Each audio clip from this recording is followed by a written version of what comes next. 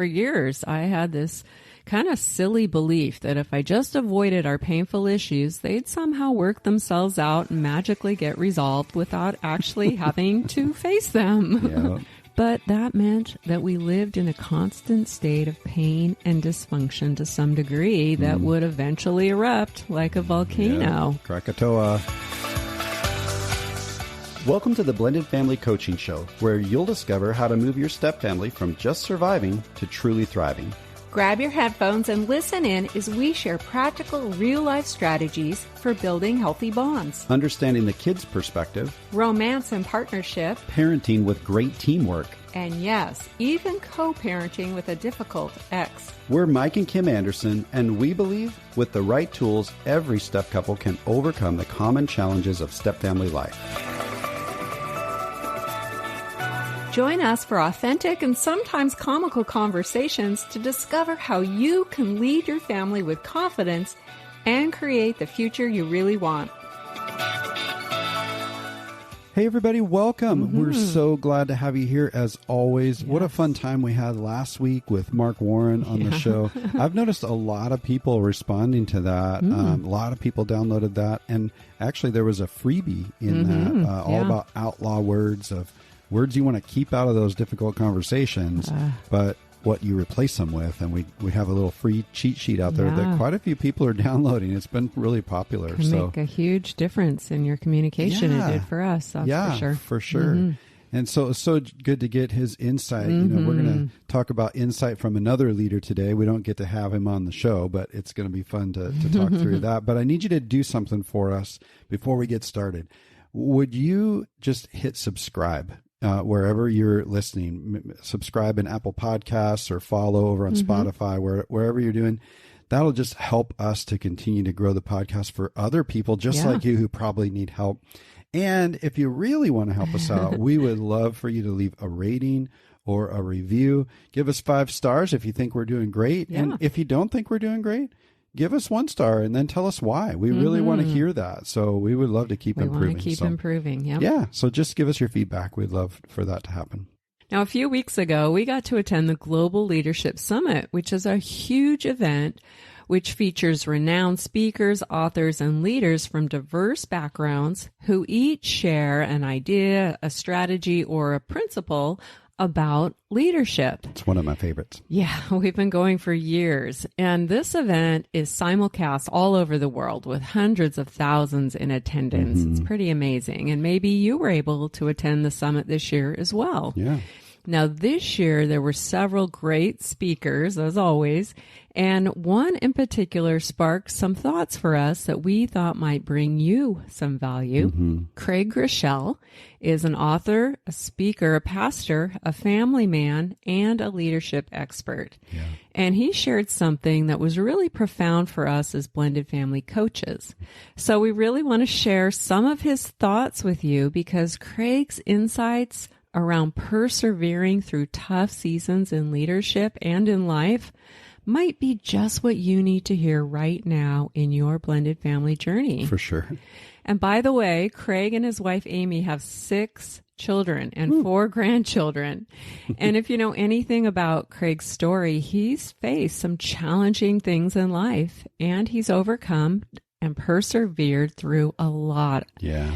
And like I mentioned, he's a leadership expert, and we believe that if you want your blended family to be successful and reach your goals, then you must learn to be an effective leader. Absolutely. And you know, I kind of geek out on this stuff, honey. Yeah, you do. I'll just kind of apologize in advance for those of you who are listening to that. You know, I've spent a couple decades in business leadership in my life, and I constantly see the parallels between team leadership and family leadership. I love to study and teach leadership. And, you know, another expert that I really like and follow is Patrick Lencioni, who asks in his book, the 3 big questions for the frantic family. Now, who can't relate to that title, right? The 3 big questions for the frantic family. It should have been written about blended families. Anyway, Patrick says, what is the most important organization in our life? I love that he poses that question. And then he goes on to ask, is it the companies that we work for or the schools our children learn from? As important as many of our organizations are, none compared to our families. Your family is the single most relevant, impactful, and precious institution in society. And yet, as an organization, it's largely ignored. Now, Patrick is not saying we don't care about our families or that we literally ignore the health of our family. But compared to the energy, the focus, and the time that we put into planning out the long-term success of our workplaces, our schools, our governments, our nonprofits, many of us rarely consider our family from kind of an organizational perspective, one that requires thoughtful planning in order to be successful. And I would say one that requires thoughtful leadership in order to be successful. Absolutely. So today we're going to ask you to kind of think about your family from a little bit of a different perspective and really consider your role as a leader in your family, because your blended family needs strong leadership, not just to survive, but to really thrive. That's right. So let's get back to Craig Rochelle's discussion from the summit. What he described as the essence of leadership really does apply to us. He said this: the essence of what every leader must endure is an indescribable weight, a burden, and a responsibility that's, indescribable. That's right. And I'm sure many of you can relate to this as you navigate step-family life. You're doing your best to hold it all together and lead your family through all the ups and downs of blending. I remember seasons in our journey when I thought, what was I thinking? I'm just I'm just not prepared to handle all of this. The emotional weight and the stress of all of this just seemed to be too much for me at times. Yeah. And, after Craig attempted to describe this indescribable weight and burden of leadership and some of the challenge that he's faced over the past year of leading a multi-campus and online church through COVID, he shared a simple acronym that was kind of profound for us. You might want to write this down. His acronym, it's a made-up word, and it's PUC. Now, make sure you hear me correctly there. PUC. PUC. P-U-C. Okay. And it's just an acronym, and it stands for pain, uncertainty, and chaos. Ooh. And man, these are three things that every leader is going to face with or without a pandemic. And PUC definitely applies to blended family leadership. Oh, yeah. So why don't we dive in and talk a little bit about how we can navigate the pain, the uncertainty, and the chaos that's sure to be a part of our blended family. But we want to approach it with confidence, resolve, and some perseverance. Absolutely. We've endured a lot of PUC in our journey. We really have. Make sure we enunciate that well. Yes. And we personally coach couples every week through some level of pain, uncertainty, and chaos that they're experiencing. And that's why we believe this will be a valuable discussion today. We don't want you to get stuck in the PUC. Oh. We really don't. You just made that up. Actually, Craig said that. Oh, yeah, Don't get stuck in the PUC. Right. So first, let's unpack the P, which stands for pain. Now, we recently reconnected with the very first couple we ever officially coached. That's right. And we hadn't seen them for quite a while. And they shared that overall, things had been going pretty well for their blended family. But they were each struggling with some emotional pain. They described the pain that was emerging when, something didn't go as planned, or when one of the kids kind of made an offhanded comment about their dynamics, or when one of their former spouses overstepped a boundary. Yeah. And in the midst of that, painful emotions will get triggered. Now, the pain that this couple each experienced was their own individual pain. It wasn't the same. And it created disconnection in their relationship, brought about some doubts, some fears, and other emotions that were really painful. Now, after the wife described the pain that she'd been experiencing, I made the comment that no matter how intentional you are about blending, which they definitely were even before they got married, but the reality is there will still be pain. That's right. And she responded with this question: does the pain ever end? And, I explained that in our experience, pain points come and go. It's something we still deal with even 20 years in. But because we've learned how to handle emotional pain well, we're now able to work through our problems much faster, and we're able to stay connected even in our pain. We're so excited to let you know about something brand new we've created just for you. We've realized that with so many episodes available here on the show, it might feel a bit overwhelming to find the topics that matter most to you. That's why we've created a simple tool for you to receive a personalized playlist focused on your current struggle or your biggest challenge. That's right. It's called the Blended Family Breakthrough Quiz. You'll answer just a few questions, and based on your responses, we'll email you a curated custom playlist of episodes that are specific to you. This simple quiz will direct you to the most impactful episodes that pertain to you personally and keep you on track in your journey of discovery, learning, and growth. So, scroll all the way to the bottom of the show notes for this episode and click the link to take the Blended Family Breakthrough Quiz today. Okay, let's get back to the discussion. Yeah, that's right. Craig said we shouldn't run from the pain. And I think when most of us experience pain, our natural response is to avoid it. Right. We run, right? Mm-hmm. But when we avoid painful issues in our marriage and our family, or we try to minimize our pain or maybe compartmentalize it, things usually tend to get worse. Yeah. I wouldn't say that I'm an avoider by nature, but in our marriage, when things don't get resolved and they fester or they maybe get worse, eventually I tended to get angry and blow up. Yeah. That was kind of the old me. And I know that I'm not alone here. Many of us work really hard to keep the peace and just kind of grit it out and push it down, even when we're in pain. Mm-hmm. Or like one couple we recently met put it, we don't fight a lot, but when we do, it's a volcanic eruption. Yeah. I can totally relate to that. Yeah. I felt that inside myself at times. Yeah. And I've admitted this plenty of times before that I'm a natural avoider. I really am. And for years, I had this kind of silly belief that if I just avoided our painful issues, they'd somehow work themselves out and magically get resolved without actually having to face them. Yeah. But I've learned how misguided that approach is. Another reason I preferred to avoid pain was because I knew that if we did attempt to work through our pain, that we'd end up in a cycle of conflict, yeah, right? We did. Mm-hmm. We struggled with that for years.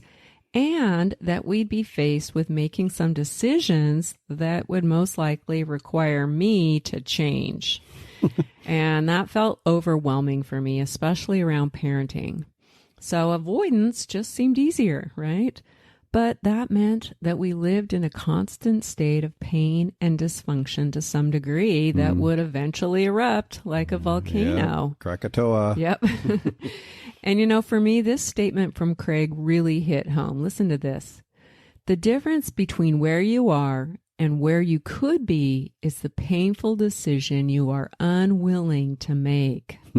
That's such a powerful statement for leaders in any position. Mm-hmm. But we see blended family couples struggle with this all the time. Yeah, couples experiencing pain probably need to make some hard decisions or move toward changing something. Right. Maybe there's a difficult conversation they've been avoiding or some parenting differences that need to be addressed. Mm-hmm. It could be that they simply don't have the tools or the training that they need to effectively lead their family as a united team.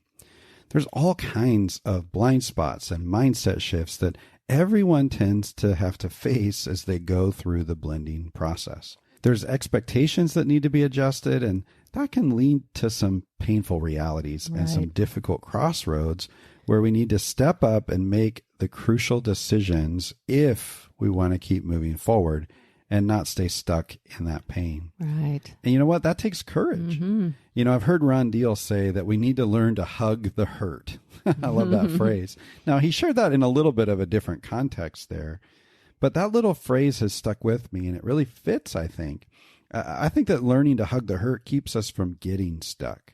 That couple that we talked about earlier, our first official coaching clients who engaged in coaching really early on in their journey, they actually prepared well for their blend and they continue to learn now. How are we going to hug the hurt? Right? There's still pain. Yeah. For years, several things went really smoothly, kind of relatively speaking. For them, yeah. But when they hit this pain point or this bump in the road, what they chose to do was reach out for some help. They called us up again, right? Because they wanted to hug the hurt, face their pain, and learn some new skills to keep from getting stuck. And we're working on helping them overcome those challenges. Right. And, you know, when we shared with them that we still experience pain, but because we've learned how to handle our pain well, and we're able to work through our problems much faster now and stay connected even when we're experiencing pain, the wife asked if we had picked up any specific tools to do this. And we said, yes, we've got an amazing tool that helps us to regulate our painful emotions so that we can effectively solve problems and not get stuck in those cycles of conflict. We've actually broken free from that. And this tool is called Relate Strong. Relate Strong is one of our favorite things to coach couples through because the ones that really put the tools to use, they get to experience transformation in their marriage and their family because they learn to face the pain head on and move through it quickly. It's amazing. I totally agree. And, you know, Craig says that the difference between where you are and where you want to be is the painful decision that you need to make. You just quoted him on that a moment ago. And what I've seen in my own story and heard from plenty of blended family couples is that engaging and getting help is one of those key painful decisions. And really, the pain is connected to one primary thing, and that's change. I mean, sure, every couple has to decide what kind of sacrifice that they're going to make in time and energy and financial resources to get the help they need. But the painful decision is to resolve to do something new, to be willing to examine yourself and consider making a personal change for the benefit of your long-term success as a couple and as a family.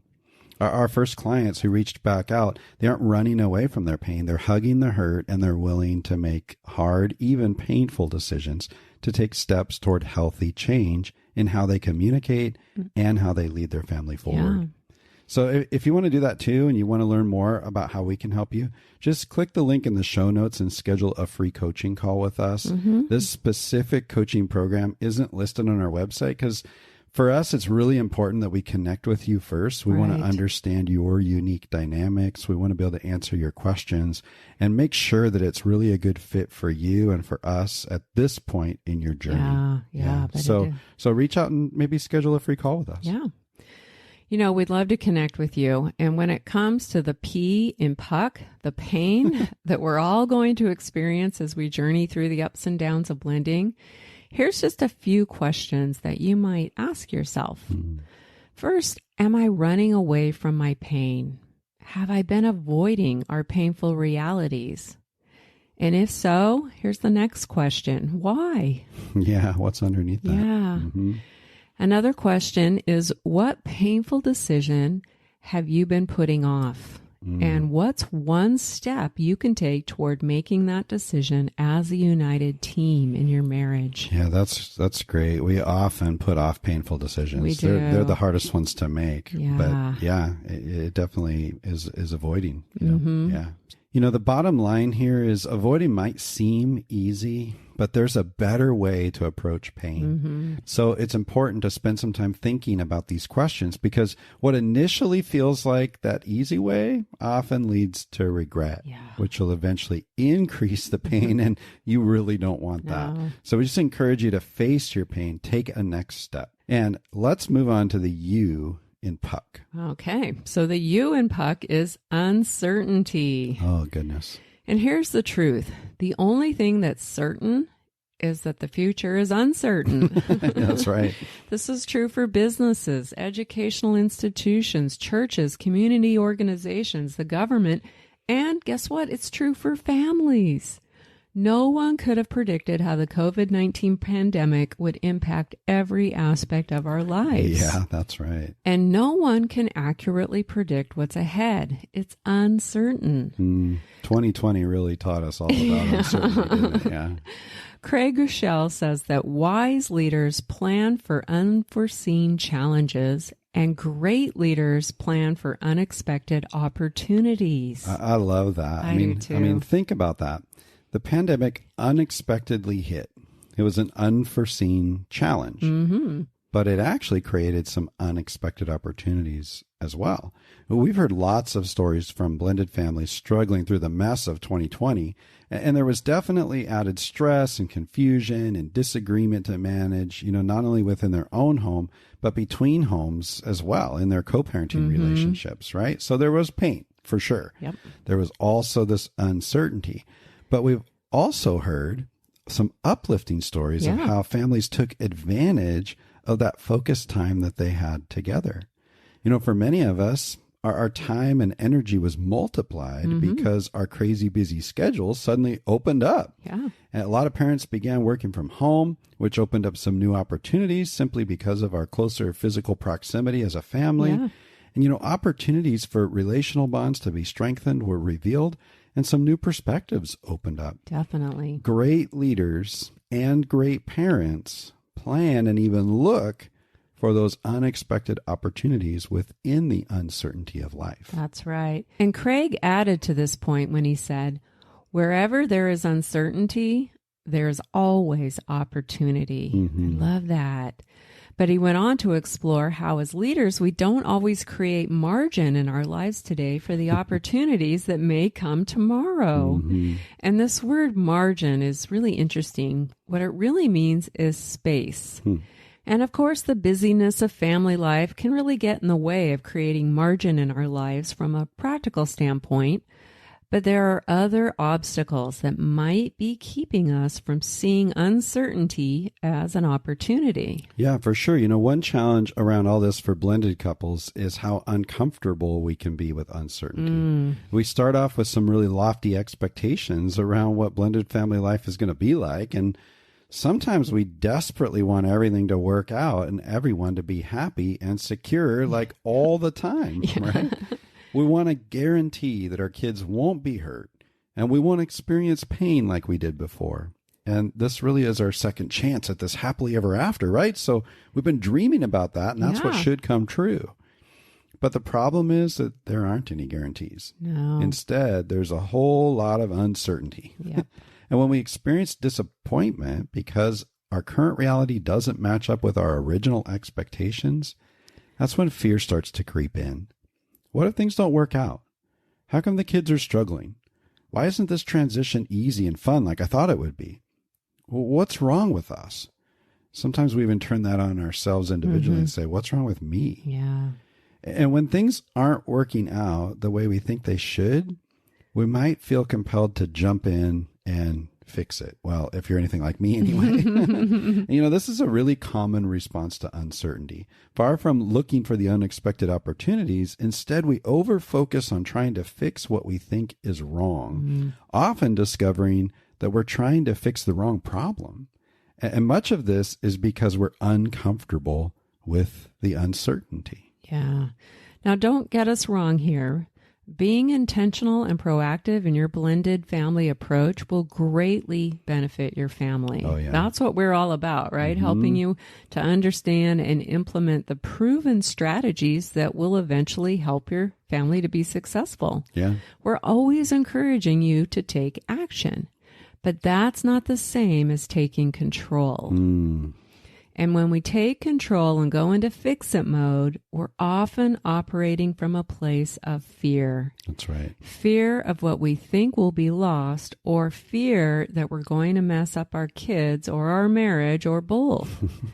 But that's often rooted in a very narrow vision of what the future of our marriage or blended family is supposed to look like. Right. And when we're in that fearful fix-it mode, we're trying to force our family toward a very specific idea of what we think it should be. We're often locked into an idea that we haven't actually fully examined, which leaves no room or space or margin to embrace unexpected opportunities within the unknown. Yeah. The truth is, you can be intentional in leading your family And you can leave space for unexpected opportunities if you're truly able to embrace uncertainty. Yeah, that's totally true. Now, I know some of this might sound a little nebulous or confusing, so let me give you an example. Early on in our journey, I was a chronic fixer. I say now I'm more of a recovering fixer. Yeah, you're much better now. I'm but better, back then, but I still struggle with it. My kind of pet project was to fix how Kim parented Annika, because she was a permissive parent and she lacked confident parenting skills when it came to setting expectations and disciplining. And that was a place of uncertainty for me that I was really uncomfortable with. I never knew if Kim was going to step up to handle, something that Annika was doing that was poor behavior. And I wondered, gosh, what's going to happen if she never steps up? What would that mean for our marriage? What would it mean for Annika's future? The boundaries weren't clear. There wasn't really a plan. And so I did what I'm really great at when I feel uncertainty. I just jumped in and started fixing the problem, right? I had this picture in my head of what parenting should look like, and to me, that picture was right. I mean, it had to be because it was based on my vast parenting experience, right? I was like 27, 28 years old. I didn't have any kids at that point, and this was my first marriage, so I must have been an expert, right? Right. Maybe I'm being a little facetious here. That's funny. But the where I was is I had a really rough childhood. So I knew a lot of things that I didn't want us to do as parents. And so I thought I figured it out. Just do the opposite of that. And if you've been listening at all to this podcast for any length of time, you already know that this ended up really disastrous for us. Yeah. Kim resisted my attempts at fixing, and I became even more frustrated. We both experienced a whole lot of pain around this one issue. And in the end, there was still a whole lot of uncertainty. Yeah. That just didn't go away. Yeah. But when I finally realized that my attempt to fix Kim wasn't helping, I started learning how to just step back a bit and get more comfortable with the uncertainty that was ahead. And to do this, I had to make a choice. It was deliberate. I had to choose to be more patient and gain some new perspectives by getting into more of a curiosity mindset, and then having the humility to admit that maybe I didn't know everything about parenting just yet. I needed to wait in anticipation for some unexpected opportunities to come along. Yeah. But even though you slowed down a bit on trying to fix me, we were still involved in learning and growing in our understanding of parenting in blended family dynamics. For sure. I mean, we had attended Ron Deal's workshop, and we were leading a support group for step families. Yep. And you, honey, were learning new ways to assertively voice your observations and your concerns in a more respectful way without adding a lot of pressure or trying to dictate the outcome. Yeah, I did that really imperfectly. But you were learning. And when you stepped back just a little, you opened up space or margin for new opportunities of growth. And these opportunities were unexpected for both of us. Sure. I actually started listening to your observations and to your concerns. And I realized they were coming from a really good place. I also realized it would be better for everyone if my parenting approach changed. Right. And I became more open to doing that when you backed off. That's true. And then an unexpected opportunity came along, kind of out of the blue. Sure. You said, hey, I'm going to go engage in this class to learn a parenting method called Love and Logic. And then you started implementing some of what you were learning and really began to change how you parented Annika. At that point, I started learning along with you. And guess what? Everything that I was learning was nothing like the picture that I had in my head about what parenting was. Most of my ideas were just dead wrong. And what I was learning was much better than what I thought before. Another thing you were learning in this journey was how to support me. Instead of trying to fix me or getting really critical of my parenting, you were actually my support person. You were there cheerleading me and helping me. Yeah, which for was sure. Awesome. Yeah. And you know what? All of that was unexpected. And not just because of the parenting, but the way that it brought us together as a team and really began building more connection in our marriage. Yeah. That was just a huge unexpected opportunity. Yeah. But I really don't think you would have taken advantage of that if I had stayed locked into my attempts to fix you. You probably wouldn't have taken the class. What do you think? Yeah, probably not. Just to spite you, I would have dug in my heels and continued to defend my parenting. Mm-hmm. And even if I had taken the class at that point, I probably would have felt too much pressure from you. You know, you wanted to kind of change me overnight. And it seemed like your expectations were way too high when you were in that fix-it mode. Well, they were. Yeah. So you had to do something new by backing off a bit, which probably felt really risky to you. And eventually that ushered in a new path forward that neither of us could have predicted. Yeah, that's a really good point. You know, in that talk at the summit, Craig said the cost of inaction is almost always greater than the cost of a mistake. Ooh. And the truth is that we're going to make some mistakes along the way when we step up and try something new. But it's through our mistakes that we learn and grow and figure out what's going to work. And so a lot of us are risk averse because we don't want to make mistakes, and we allow ourselves to become paralyzed in inaction or just kind of stuck in a rut doing the same thing over and over with the expectation that, well, one of these times we're going to get a different result. Yeah. I think I've heard that is like the definition of insanity. Yeah, that right? is. Exactly. But, you know, often that's because we're waiting around for a guarantee that whatever new thing comes along is going to work. It's going to be the problem fixer, the silver bullet, the magic potion, whatever it is. And often we're uncomfortable with the uncertainty. Or we're not patient. Yeah. But when we can adopt a little bit more patience, a little bit more humility, slow things down, kind of way back to Ron's crock pot analogy, that we want to blend through. Or actually, we don't want to blend because we don't want to use the blender. We want to cook in a crock pot, right? Low and slow. There's a lot of uncertainty in the midst of all that. There is. And in reality, if we can't embrace it, then we're going to miss some of those unexpected opportunities, and we're just going to miss out. And we're all going to be hurt because of that. We're going to lose because of that. That's for sure. Yeah.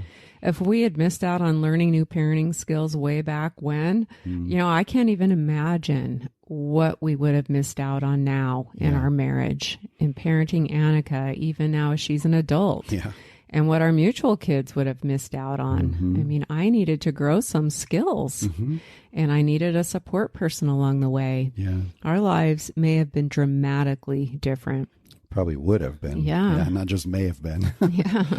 And I just want to add that even when you do take advantage of opportunities and you're intentional and proactive, there will still be uncertainty because there's always growing pains in a blended family. Yep. It takes time and patience for things to come together. And it's a process of trial and error. Sometimes a strategy works great. Other times you'll need to go back and evaluate all the relational dynamics and tweak things maybe over and over again. There really aren't any magic formulas. No, for sure. Step family expert Ron Deal calls this the live and learn aspect of step family living that cannot be avoided. Live and learn. Yeah. Ron believes this to be a necessary evil that ultimately helps bring definition to ambiguous relationships and over time helps to create rituals and traditions that form family identity. So the truth is there will always be a certain degree of uncertainty. Totally. Yeah. You know, Bob Goff says, embrace uncertainty. He says some of the most beautiful chapters in our lives won't have a title until much later. I love that. I love that too. So here's a few questions to ask yourself in this area of uncertainty. First, am I allowing fear or a fix-it mentality or control to take over because I'm just simply uncomfortable with uncertainty? Am I allowing any of those things to take over? Or what risks do we need to take in order to move forward? We've got to tackle that directly. Yeah. Or maybe one more question about uncertainty. How can I embrace uncertainty and create some margin for unexpected opportunities? Yeah, those are great questions. Yeah. I love the word create margin. I have a friend who we coach each other. We trade coaching services and meet about once a month. And we just met this last week, actually. And he was telling me about creating margin in his life. And he said, yeah, I just kind of found some margin. Then he stopped and he goes, wait, no, I actually created this Yeah. margin. And I was like, yeah, that's an awesome distinction, because I guarantee you in our world, outside of another pandemic hitting again, Yeah. you're probably not just going to stumble across margin. No, you have to be intentional. That's right. So how will you embrace that uncertainty and actually create margin for those unexpected opportunities? Yeah. All right, let's move on to the C in PUCK, which stands for chaos. Oh, chaos. It's our favorite, isn't it? You know, if you've been blending for any length of time, you've probably experienced a fair amount of chaos. And this shouldn't be surprising, because you're not just blending families, you're merging two different cultures. Yeah. During that season of single parenting, you each had a distinct way that you and your kids kind of did life together. Things like what foods were stocked in the pantry, who took out the trash, what were the screen time limits, what are the bedtime routines and pastime pursuits, just to name a few. Right. There are countless little and big lifestyle decisions and patterns that emerge during that single parenting time, and that's your family's unique culture, or what Ron Deal refers to as the logistics of your family life. Right. And now you're in the challenging position of merging each of your two cultures. And that tends to create a lot of chaos. Yeah, you know, I was talking about my experience working in business for a couple of decades. And, you know, there's lots of merging going on with several companies out there all the time. And the research shows that the number one reason why mergers fail is because of culture clash. It's not because of poor planning. It's not because they don't have the budget. It's not because they don't have the resources or the manpower.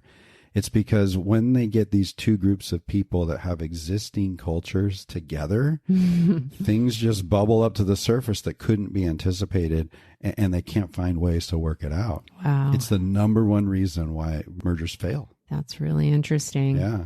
And what can typically happen as two families begin to merge is that each of the adults will start to notice things they feel somewhat strongly about, things that need to change in the other family's culture, or some things that need to be corrected in the home. Yeah. And often these thoughts can get focused on their partner's kids, Yeah. what their kids are doing or what they're not doing. And even though the stepkids have been living out their family's culture maybe for years, now it's all being put under the step-parent's microscope. And because things feel out of control or different than what they expected or what they'd prefer, the new step-parent will start to push for changes to be made in the home. Yeah. Maybe you've had some conversations like this in your home. You know, it's not good that your kids spend so much time on their phones. We need to have some clear rules around that. Your kids eat way too much junk food. We need to buy some healthier snacks. Your kids aren't contributing to the household. They need to be doing chores and learning how to clean up after themselves. I really think you spend too much time with your kids at bedtime. You're coddling them. We need to stop letting your kids take food to their rooms. It's not very sanitary when they leave dishes up there. You know, it would be best if homework got finished right when your kids get home from school before they do anything else. Wow, it just seems like your kids are involved in so many activities. We need to cut back and allow for more downtime. And so on, and so on, and so on. Yeah, no doubt. I mean, I can just feel some people's blood pressure rising and the stress level going up just listening to that. We've heard all of because you these. know that those are conversations you're having. And Yeah. often these recommendations that are talked about from a step parent that sometimes feel like demands are actually coming from a good place. Yeah. Like we found that most of the time, step parents are great individuals with big hearts who genuinely want to help all the kids to grow and become more responsible. Sure. And they're just hoping to make the household run a little bit more efficiently. So the motive might be really good, but making lots of changes and implementing new rules around every little thing means that you're basically disrupting the pre-existing family culture, what they're used to, what the kids are used to, and what's important to them. And if you're a complex step family, meaning that both of you brought kids from a previous relationship, then this kind of thing might be happening in both directions. Right. And all of that is going to result in one thing. Chaos. Yeah. And usually the feeling around that there needs to be immediate change, it's generally the result of discomfort, right? The new step parent might be uncomfortable with their partner's family culture and things feel chaotic for them, and it can be really tough. Yep. But demanding change and implementing a whole bunch of new rules and expectations will eventually backfire and actually add even more chaos into everyone's experience of blending. Yeah, totally. And here's some reasons why. First, it creates tension in the step relationship. If a child's experience with a new step parent is associated with changes that they don't particularly care for, or if it feels like their family's culture is being displaced, guess what? That child is going to have some resentment toward their step parent who's decided that they can't spend as much time on their phone and they can't have their favorite snacks anymore, and they have to do chores first that they've never had to do before, and they're going to miss out on connecting with their bio parent at bedtime, and they're no longer allowed to eat in their room, and they have to learn new habits when they get home from school, and they have to give up their favorite activities and so on and so on, right? Yeah. The resentment that the kids feel toward the step parent will greatly impact their ability to bond with them and accept the new family structure. And things generally won't go very well when it comes to bonding. No. And when the kids feel the negative impact of the new step parent, they're going to complain to their bio parent around all these changes. Why do we have to do this? And some might even share they're feeling a lot of pressure or that they're uncomfortable being around their step parent. And this is pretty understandable. Their family's culture, how they've been doing life together, is being threatened. And these kids have already had to cope with multiple adjustments through their family's divorce or coping with the death of a parent. Their family's identity has been shaken, and they've been struggling through loss and grief. And now they're expected to adapt to even more changes, changes they didn't ask for and really don't want. If you don't see it coming, this blend is about to go bad. Honey, you referred to the crock pot earlier, the most effective way of bonding. Right here, we've just disconnected the crock pot. Yeah. It's no longer plugged in. Yeah. Because when the kids voice their disapproval around all the changes and they may be resisting their new step parent at this point, well, then the bio parent will naturally be flooded with mixed emotions. Yeah. They're now a trapped teammate. Yep. They're trying to make everything okay for everyone in the family, but this seems impossible because whatever they do, someone is going to be disappointed with them. Yeah, they're trapped in the middle of everything. Yep. And for the sake of their kids' happiness, they might really start to push back on all the changes and try to hold on to their family's culture as much as possible. But this will inevitably put their spouse into the stranded stranger position. And they might believe their need for change isn't a priority. And they might feel disrespected and unheard now. Yep. And conflict starts to erupt within the marriage. The bio parent will probably try to defend their kids and advocate for what they need in order to feel comfortable in the home. And the step parent might get really critical and blame the kids for their marital conflict. The kids have too much power over you. Why can't you follow through and set them straight? Yeah. Yeah. And then their partner might respond by criticizing their kids if they also brought kids into the mix. Most likely they're going to feel guilty. They want to be able to take care of their kids and retain their family's culture, but they don't want to rock the boat with their spouse by ignoring the changes that they'd like to see. It can feel really hopeless and chaotic for both spouses. And the kids who sense the stress often receive some mixed messages from the adults. Yep. And this whole dynamic can inadvertently put the kids into a position where they can easily manipulate the situation or cause division with the couple. Yeah. They might refuse to follow the new rules or even threaten to go live with their other bio parent in the other home because of all the stress they're now experiencing. And now we've got a huge power struggle in the home between the step relationships, between the couple and even in the bio relationships. You share all that as if you have some experience with it. I'm exhausted just talking about the chaos. That's right. So the question is, what do we do with all this chaos? Yeah. And how do we avoid it snowballing and creating relational damage? We need to be willing to accept and endure chaos sometimes, especially in the early years of blending. One thing that Craig shared is if you avoid chaos, you avoid growth. You can have control or growth, but you can't have both. Too much control actually stifles growth. Yeah. And this is so important as you lead your blended family, because what you really want to do as a couple is create what Craig calls a growth-minded culture in your home. You can't do this by obsessing about the outcomes and grasping for control around what you want now. Instead, the best leaders obsess about how they can empower others. Yeah, and Craig also shared this. The mark of great leadership isn't what you control, it's how you empower. That's good. And it sounds so simple, but it can be really challenging. And here's why.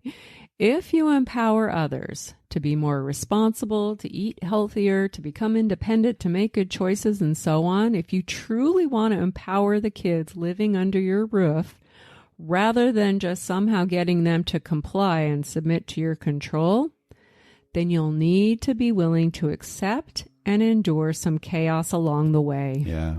I love how Craig put it. If you want to grow, you have to let go. Absolutely. And maybe you can relate to this if you're anything like me and you want to be really honest with yourself. There's moments where you do just want compliance. Yeah. I do just want to be in control and have you do what I tell you to do as a step parent or even as a bio parent. But that's really short-sighted. Yeah. And what we need to do is start to focus on the long game. And that's where empowerment really comes into play. Yes. And it helps us to navigate through the chaos. If we think back to my example earlier, when I was trying to fix Kim's parenting, my focus to whip Annika into shape meant that I was just attempting to change their established culture. They had a parenting culture, something they were both used to, the way that they'd been handling the logistics of life. And even though I thought that these things were way too permissive, Kim and Annika had their own groove at that point. And my demanding approach only led to more chaos. It created conflict between you and me, hon. A lot of discomfort in our home, too. We were walking around on eggshells. That's right. But when I was able to let go and empower Kim and Annika to engage in their own journey of growth, that's when real lasting change started to occur. Right. So I had to move from control to empowerment. And it's something that every blended couple really can do together. You can work as a team to identify areas where you'd like to see growth around values, character traits, life skills, all kinds of things that you really want to instill in your home and help your kids grasp as they're moving toward adulthood. And then you can decide how you're going to go about empowering everyone in the family to live those things out. But you've got to be willing to endure some chaos as things gradually change. It's not overnight. Yeah. Empowerment takes intentionality, and couples have to be patient with each other and patient with all the kids as well. Right. As you create some new logistics of life in your home that integrate and honor both families' culture. One of the simplest things that I did early on was to start asking questions rather than making demands. Questions like, what do you want Annika to be like as an adult? And then, honey, when you would answer that question, I sometimes would try to connect that to our current parenting struggle by asking something like, well, how are the parenting decisions that we're making now going to get Annika there then? You had me thinking. Yeah. And, somewhere in there, that unexpected opportunity of the parenting class emerged.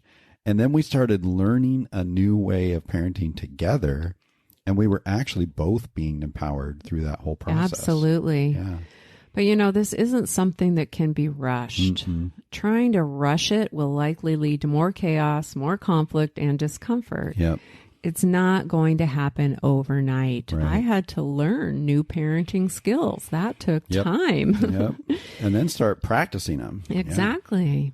So creating a growth-minded culture means that you'll need to develop trust in each other as you learn new ways of leading your family together and merging with a bit of caution. Yeah. And you really do need to develop the ability to tolerate some chaos as you work together to empower all the kids and each other. Yeah. And if you want to learn more about how to do this, we've got an online workshop called Step Families That Make It. And this workshop walks you through this whole process that we've been talking about. It gives you practical steps that you can do as a couple. And by the time you're done with the course, which is actually pretty quick, you'll be more united as a couple. You'll be clear on your parenting focus and closer to reaching your parenting goals and empowering your kids towards new growth. That's right. And if you need some hands-on support and accountability, we can coach you through the whole workshop to help you implement what you learn in a way that fits your unique family dynamics so that you can build family unity, create a positive atmosphere, and protect the step relationships in your home. Believe it or not, it's all doable. It is. But it just takes some careful planning and a growth-focused mindset. So here's some questions you might want to ask yourself around chaos. Where is my willingness to accept and endure some chaos versus my need for control and immediate change? Now, this really is a question of patience and understanding. So if you had to put it on a scale of 1 to 10, with 1 being I really need to control things and change needs to happen right now, and maybe 10 is I'm okay with a bit of chaos along the way and I'm willing to be patient with future change. Where would you rate yourself right now where you are? You know, if someone had asked me that, I don't know, 16, 17 years ago. Where would you have been? I probably would have been around a 2 or a 3 of I need control and I need to see change now. And I think after a couple of years of realizing it, I probably moved to a 7 or an 8. I still struggle with it. I'm probably still at a 6 or 7 or 8, depending on the day. But really consider that for yourself on that scale of 1 to 10. Where are you right now, and what can you do to move up the scale a little bit? And then as you think through that, maybe just ask yourself, hey, how can we take steps, like practical steps, to create a growth-minded culture that empowers? What does that look like? Maybe you give us a call and we'll help you out with that. I love that thought of moving from controlling others to empowering others. You know, it's our hope that in exploring the puck of family leadership, enunciation, that we've given you some important things to think about and apply to your own unique situation wherever you are in the journey. And, you know, maybe you're in so much emotional pain right now that you don't know how much more you can bear. Right. Or it might be that the uncertainty in your dynamic has you feeling really paralyzed. Or it could be that the chaos in your home has become a relational battleground. Wherever you are right now, we want you to know that there is hope. Yeah, we can so relate to all of those feelings. We only shared one example, of how we got stuck in the puck around parenting. But there are a lot more stories we could tell if we had time around how the pain, the uncertainty, and the chaos of our blended family journey almost ended our marriage and our family. We know how much the puck sucks. We do. But we also believe that every couple can find a way through the puck. And that's not a way out of the puck, but through the puck. Good distinction. Because puck is going to be an inescapable reality as you blend your family. Now, your natural response to puck might be to go into fix it or avoidance mode, right? Are you talking to me? Or to panic or grasp for control. But that will only increase the intensity of your puck. Right. Instead, you need to do what Craig says and pucker up. Pucker up, buttercup. Learn how to face the pain, embrace the uncertainty, and endure the chaos as you create a growth-minded family culture together. Yeah, and you can get there. It's not necessarily easy. It really wasn't easy for us, but it is possible if you're willing to put in the effort and the investment in your marriage and your family's future. There really is hope. Yeah. I mean, believe us, if we can do it, so can you. Yeah. And if you need help, we're here for you. So consider scheduling that free coaching call. Just use the link right in the show notes, and you can meet directly with us. It really is us, I promise. We'll be talking to you on the other end of the phone. And check it out. We'd love to connect with you. Yeah. And so that's it with Puck. Thanks to Craig Rochelle for this great concept. And we hope that brought some value for you and some help for you. Yes. And that's going to make this episode a wrap. Until next time.